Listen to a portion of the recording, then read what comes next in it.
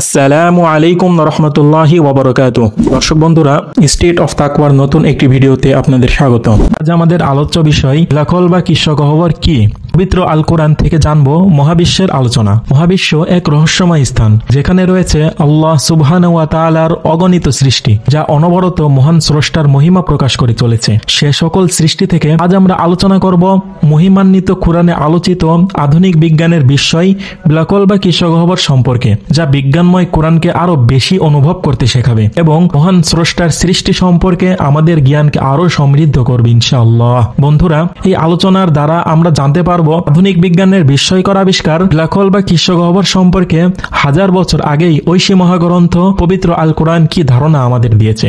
সম্মানিত দর্শক বন্ধুরা, আমরা অনেকেই জানি ব্ল্যাক হোল বা কৃষ্ণ গহ্বর কাকে বলে, কিন্তু যারা জানেন না তাদের জন্য সংক্ষেপে কৃষ্ণ গহ্বরের পরিচয় তুলে ধরা হলো। মহাবিশ্বে অসংখ্য সৃষ্টির মধ্যে ব্ল্যাক হোল এক বিস্ময়কর সৃষ্টি, যার মধ্যাকর্ষণ শক্তি এত বেশি যে আলো পর্যন্ত এর আকর্ষণ থেকে বের হতে পারে না। এই বিষয়টি যদি আরো সহজভাবে তুলে ধরি, তাহলে বলতে হয় একটি বস্তু আমরা কখন দেখতে পাই, যখন ওই আলো বস্তুর উপর পড়ে এবং ওই বস্তুর থেকে প্রতিফলিত আলো আমাদের চোখে এসে পড়ে। অর্থাৎ ওই বস্তুর আলো যখন আমাদের চোখে এসে পড়বে, তখনই আমরা ওই বস্তুটি দেখতে পাবো। আর যদি বস্তুর আলো আমাদের চোখে না পড়ে, তাহলে আমরা বস্তুটি দেখতে পাই না। ব্ল্যাক হোল এর গ্র্যাভিটেশনাল ফোর্স বা মধ্যাকর্ষণ শক্তি এতটাই প্রবল যে যখন কোনো বস্তু সেখানে পড়ে আর ফিরে আসতে পারে না। তাই এই ব্ল্যাক হোল থেকে আলোর কণা পর্যন্ত বের হতে না পারাই একে কালো দেখায়। বন্ধুরা, ব্ল্যাক হোল ইউনিভার্সের অনেক জায়গায় বিদ্যমান রয়েছে এবং এর নির্দিষ্ট একটা সীমানা রয়েছে। এই সীমানার কাছেও যদি কোনো নক্ষত্র বা গ্রহ চলে আসে, তাহলে সে তাকে নিজের দিকে এমন ভাবে টেনে নেয় যে সেই টেনে নেওয়া বস্তু আর বের হতে পারে না।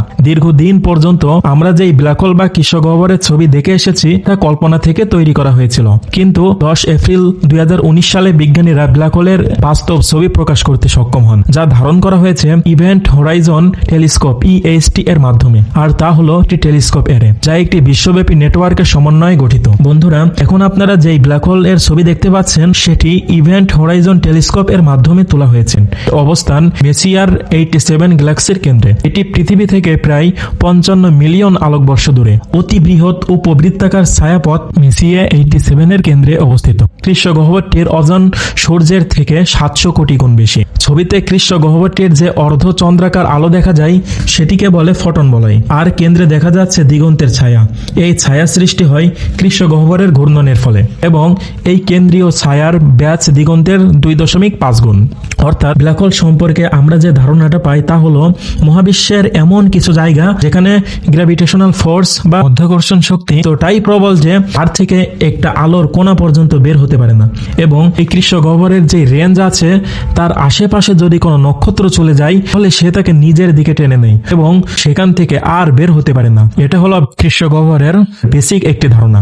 দর্শক বন্ধুরা, এখন আমরা জানবো ঐশী মহাগ্রন্থ পবিত্র আল কোরআন এই ব্ল্যাক হোল সম্পর্কে কি বলে। মহান আল্লাহ সুবহানাহু ওয়া তাআলা মহাগ্রন্থ আল কোরআনের সূরা ওয়াকিয়ার 75 নং আয়াতে বলেন, ফালা উকসিমু বিমাওয়াকিন নুজুম, আমি শপথ করছি সেই স্থানের যেখানে নক্ষত্রগুলো পতিত হয়। এবং এর পরের আয়াতে বলছেন, ওয়া ইন্নাহু লাকসামুল লাউ তা'লামুন আযীম, নিশ্চয়ই এ এক মহাশপথ যদি তোমরা জানতে। দর্শক বন্ধুরা, একটু ভেবে দেখুন তো এখানে কোন স্থানের কথা বলা হচ্ছে যেখানে নক্ষত্রসমূহ পতিত হয়। এবার আমরা দেখব সূরা তাকওয়িরের 15 নম্বর আয়াতে মহান আল্লাহ সুবহানাহু ওয়া তাআলা কি বলেছেন। এই আয়াতে বিশ্বজগতের মহান রব বলছেন, ফালা উকসিমু বিল খুন্নাস, আমি শপথ করছি সেই সমস্ত নক্ষত্রের যা গোপন হয়ে যায়।